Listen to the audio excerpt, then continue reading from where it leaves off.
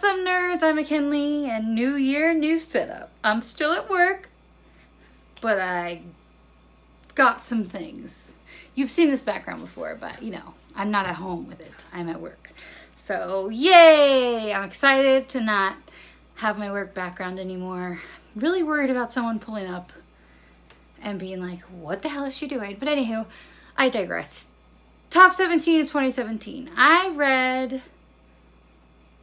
Let me get the number.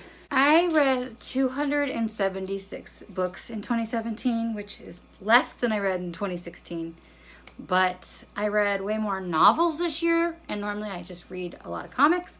I didn't read that many comics this year, so yeah, I did a top 17 of 2017, and these are kind of in an order, but the order could change depending on the day, except the top, I would say 6 are pretty solid. The top 5, 6, 7, those have stayed pretty much similar, but definitely the top 5. And the number 1 and 2 and 3 are solid. So let's go. The first one at number 17 is Honor Girl by Maggie Thrash. This is the only graphic novel on my list, but it's amazing. It's about a girl who goes to a Christian camp, and she basically finds out that she does in fact like girls. And there's a lot of Backstreet Boys references, which is kind of my thing. I love Backstreet Boys with all of my heart and soul. So yes, I really like this. Highly recommend it.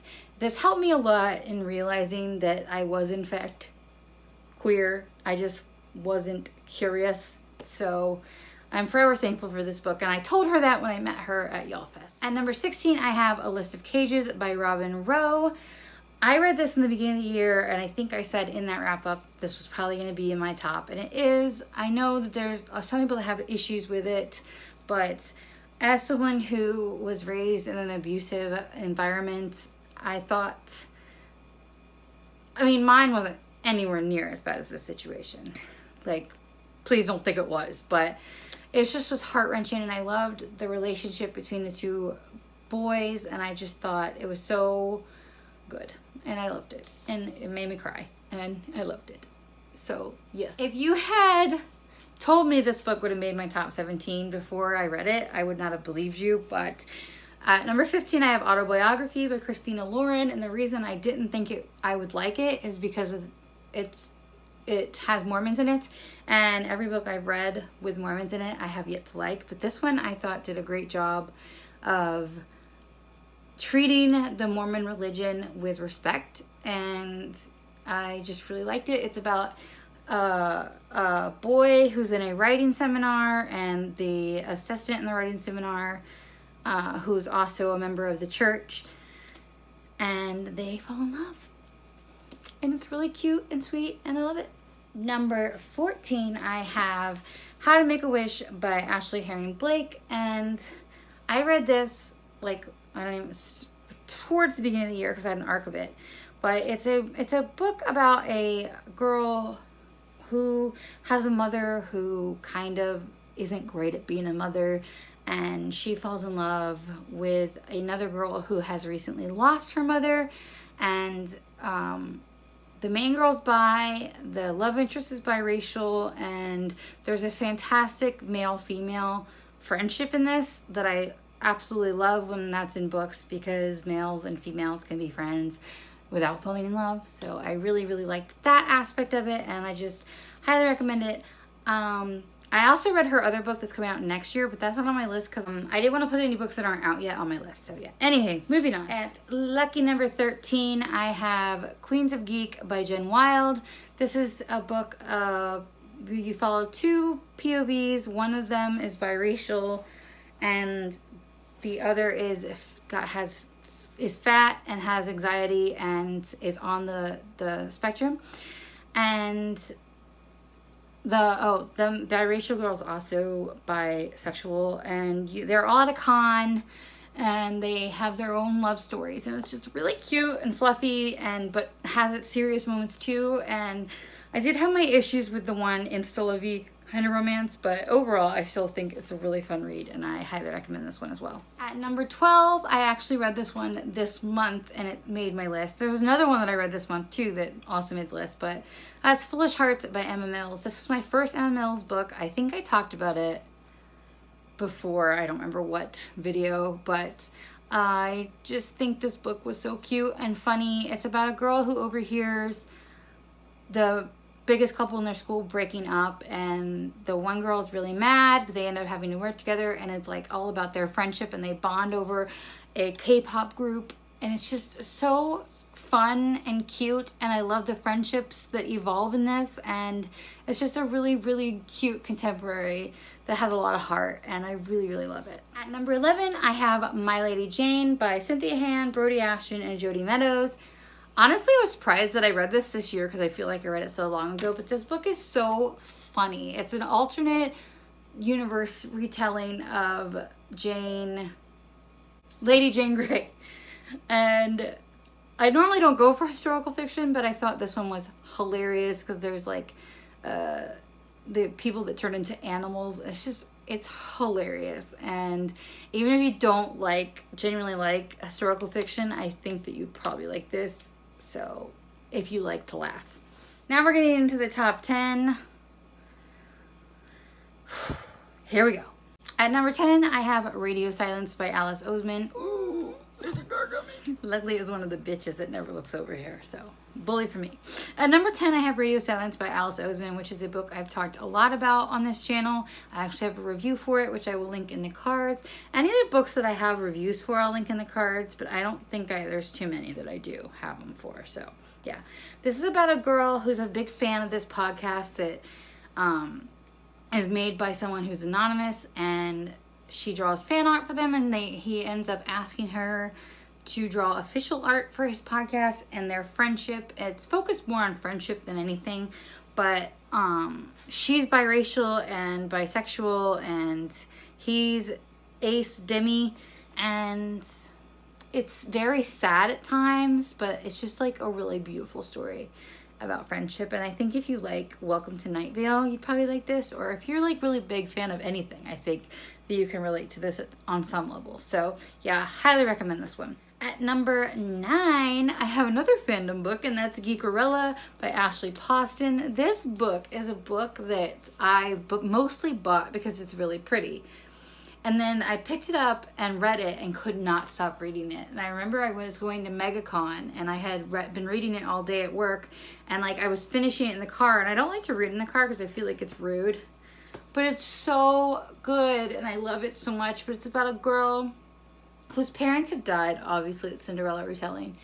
And they had started a con for a Star Trek type show, and they're going to be making a movie out of that Star Trek type show. And she really doesn't like the guy who's cast as the main guy, and she kind of wants to go to the con, win the costume contest, and show him who's boss, I guess. I don't really remember the exact reason, what she planned on saying to him. But all along, she's also secretly been texting him and not knowing it's him, because he's also a huge fan of the show. And it's just a really cute, fun adventure road trip story. And there's also a great friendship in here between her and the girl she works with, who's Asian, and I think queer. I think that her friend in it is queer, but don't quote me. It's been a while. But yeah, and not only is it a beautiful book, but it's a beautiful story, and I recommend it. Number 8, which I also have a review for, is A Gentleman's Guide to Vice and Virtue.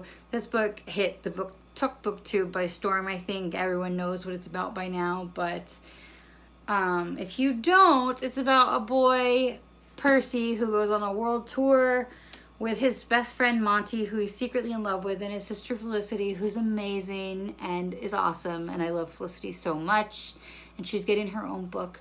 And if you have not been convinced to read this by now, I don't know what to tell you, but there's pirates, and it's amazing, and it's queer, and it's amazing, and there's going to be a Felicity book, which is also amazing, and there's going to be a novella, which is also amazing. So yes, go forth and read. At number 9, I have Moxie by Jennifer Matu, I think is how you say her name. And I've talked about this book several times on my channel, especially lately. And it's about a girl who accidentally starts a feminist revolution at her school because she writes a newsletter because she's pissed about the dress code and the double standard. And it's awesome. And there's a cute love story in it too. But I don't feel like it focuses too much on that. And yes, I highly recommend this. I highly recommend everything on this list. Stop saying it, McKinley. Next, in this similar vein to Moxie, I have The Nowhere Girls by Amy Reed, which I read on the last day of the year. And it made my list. It made, not only did it make my list, but it made the top 7. Wait, 1, 2, 3, top 6 of books of the year. That is why you don't make your countdown, your best of early. Just FYI.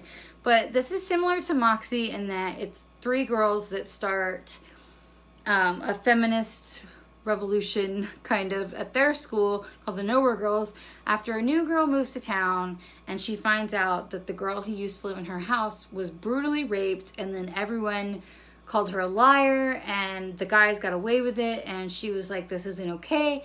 And her and Rosina and Erin, the main girls, Lucy, they're all, you get all of their points of view.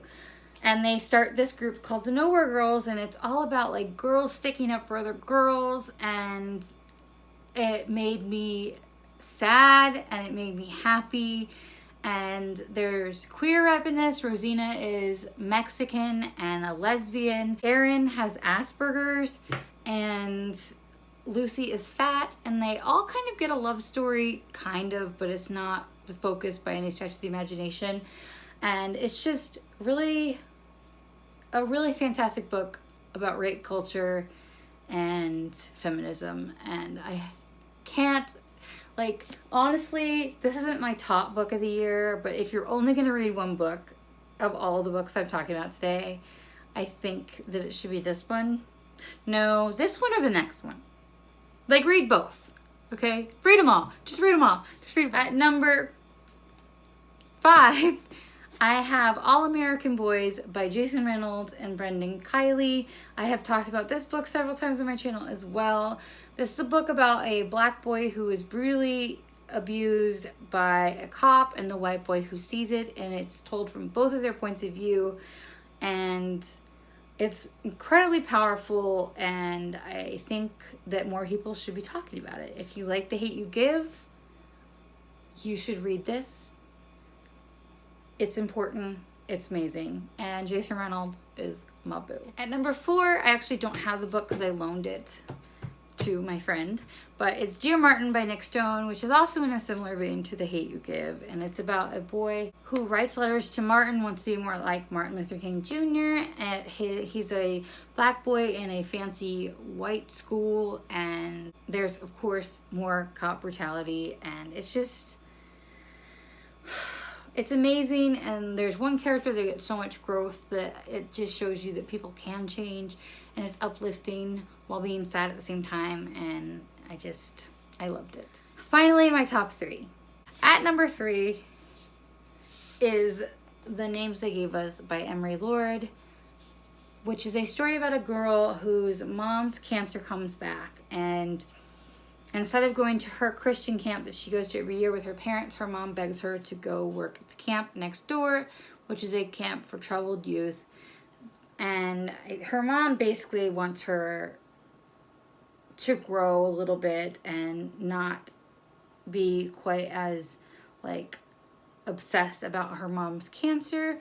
And in this, she meets a group of friends, a very diverse group of friends. There's a trans girl, there's a black boy, and that's all I can remember right now. But it's just such a moving story about a girl who's growing up. And it's also, my favorite part about this book is how Christianity is portrayed in a way. And I get that there are bad Christians. I feel like I've said this before on my channel, but I just really like the way that Christianity was portrayed in this book, because this is how Christianity should be. And I just love it so much. Everyone should read it. At number 2, I have Turtles All the Way Down by John Green, which is basically a character study on a girl named Aza who has anxiety and OCD, even though the OCD is not named in this. And you basically follow her spiraling thoughts and how that affects her life with her mother and her friends and even the boy that she just reconnected with. This is also a mystery, but I don't focus on the mystery because if you go into this for the mystery, you're going to be let down. But there's also a mystery of a billionaire who disappeared, and she wants to find him because there's a reward if you find him. But it's mostly a character study on a girl with OCD and its own voices, and I loved it so much. I haven't decided yet if I like it more than Tifios, but it's definitely like up there as my favorite John Green book. It might be my favorite. I read it twice in 1 week. I love it so very much. And at number 1, I feel like y'all should know what this is going to be because I talk about it all the time. That is The Upside of Unrequited by Becky Albertalli. This book, I wish this book had existed when I was in high school because maybe I wouldn't have hated myself so much and maybe I would have believed in myself more. But it's about a fat girl with anxiety and her sister gets her first girlfriend and wants Molly to get her first boyfriend. And she's torn between 2 boys, and it's just it's such a good story. And the anxiety and fat rep is so fantastic. Its own voices for that. And I don't know how to express how much I relate to Molly or how much I love this book. But I also have a review for this, which I will also link. Any reviews that I have, if they don't fit in the cards, I'll link them below. Hopefully they'll all fit in the cards, but yeah. That's my top 17 of 2017. I hope I can take a thumbnail because this is a lot of books. Let me know down below what your top 3 favorite books were for the year and what your first read's going to be in 2018. Yeah. That's it for me, guys. Please subscribe if you haven't already, and I will see you in the next one.